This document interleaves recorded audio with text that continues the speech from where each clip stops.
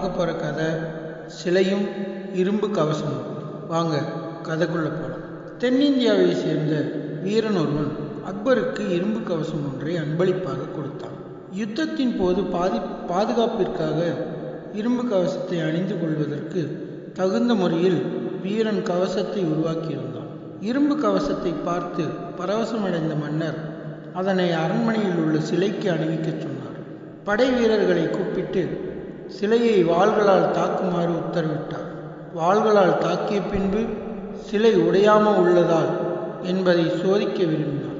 வீரர்களும் சிலை மீது தங்களது பலம் கொண்ட மற்றும் ஆயுதங்களால் தாக்கினார்கள். சிலை சிதறி மண்ணில் விழுந்தது. வீரர்கள் சிலை உடைந்து போன விவரத்தை மன்னரிடம் கூறினார்கள். மன்னர் அதிர்ச்சியுடன் கவசத்தை பரிசளித்த வீரனை கூப்பிட்டு கோபமாய் சத்தமிட்டார். சீடனே, நீ கொடுத்து விட்டு போன கவசத்தை அணிந்து போருக்கு சென்றால் என் நிலைமை என்ன? அன்று ஆவேசத்துடன் கற்றினார். அன்பளிப்பு தருவார் என்று கனவு கன்ற வீரனுக்கு அக்பரின் கோபமான வார்த்தைகள் வேதனையை ஏற்படுத்தியது. மன்னரிடம் மன்னிப்பு கேட்டுக்கொண்ட வீரன் நல்ல முறையில் உறுதியான கவசத்தை செய்து எடுத்து வருவதாக கூறினார். இதனை அறிந்த பீர்பால் அக்பரிடம் இரும்பு கவசத்தை பரிசளித்த வீரனை கூப்பிட்டார். அரசர் கூறியது போல் உறுதியான கவசத்தை உருவாக்கி கொண்டு தன்னை வந்து பார்க்குமாறு கூறினார் பீர்பால். சில நாட்கள் சென்றன. மிகவும் பாடுபட்டு இரவு பகலாய் கண்விழித்து இரும்பு கவசத்தை உருவாக்கி கொண்டு வந்தார். இரும்பு கவசத்தை எடுத்துக்கொண்டு பீர்பாலிடம் வந்தார் அவ்வீரன். பீர்பால் அவ்வீரனிடம் சில யோசனைகளை கூறினார். அதன்படி அக்பரை பார்க்க சென்றார் அவ்வீரன். அரசே, இந்த முறை நான் செய்து கொண்டு வந்திருக்கும் கவசம் மிகவும் உறுதியானது. பரிசோதித்து பார்த்தால் அதன் உண்மை புரியும் என்றார். தனது பணியாட்களை கூப்பிட்டு கவசத்தை இன்னொரு சிலைக்கு அறிவிக்குமாறு கூறினார் அக்பர். இரும்பு கவசத்தை கொண்டு வந்த வீரன், அரசே, இம்முறை கவசத்தை சிலைக்கு அணிவிக்க வேண்டாம், நானே மாட்டிக்கொள்கிறேன் என்று கூறி உங்கள் வீரர்களை வாளை கொண்டு என்னை தாக்கச் சொல்லுங்கள் என்றார். அரசர் அதிர்ச்சி அடைந்தார். உன் உயிருக்கு ஏதாவது ஆபத்து நேரிட்டால் என்ன செய்வது என்றார் அரசர். என் உயிரை விட உங்கள் உயிர் முக்கியம், தயங்க வேண்டாம் அரசே, என்னை தாக்க சொல்லுங்கள் என்றார் அவ்வீரன். உடனே அரசர் வீரனை தாக்குவதற்கு உத்தரவிட்டார். வீரன் இரும்பு கவசத்தை அணிந்து கொண்டான். அரண்மனை வீரர்கள் ஆயுதங்களால் தாக்க ஆரம்பித்தார்கள். இரும்பு கவசம் அணிந்திருந்த வீரன் அனைத்து சண்டைகளையும் கற்றிருந்ததால் அரண்மனை வீரர்களை திருப்பி தாக்கினான். உடலில் கவசம் இருந்தபடியால் அடி எதுவும் படவில்லை. இதை கண்ட அரசர் அதிர்ச்சியடைந்தார். உடனே சண்டையை நிறுத்துமாறு கூறினார். வீரனை, எதற்காக எமது வீரர்களிடம் சண்டையிட்டாய் என்றார் அரசர்.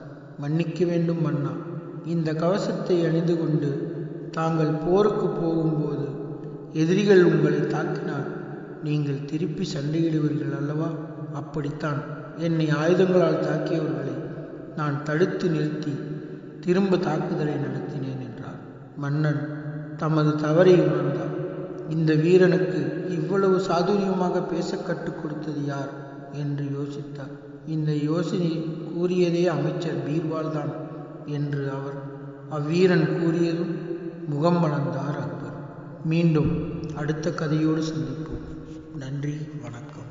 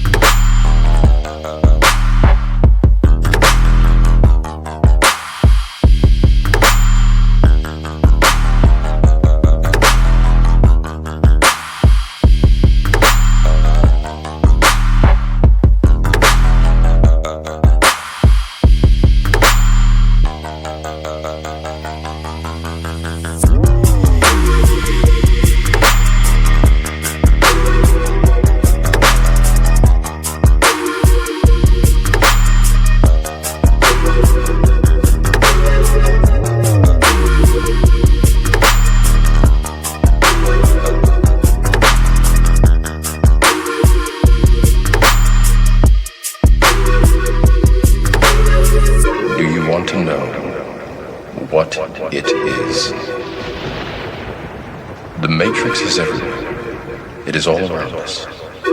Even now, in this very room, you can see it when you look out your window or when you turn on your television. You can feel it when you go to work, when you go to church, when you pay your taxes.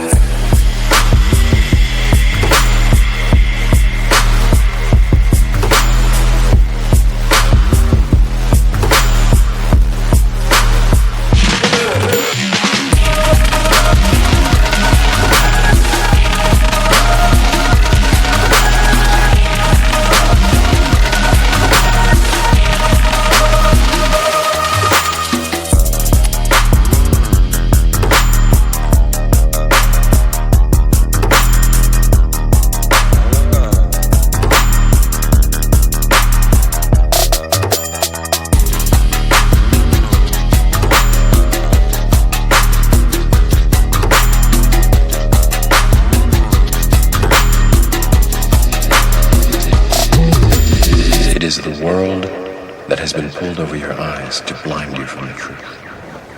What truth? That you are a slave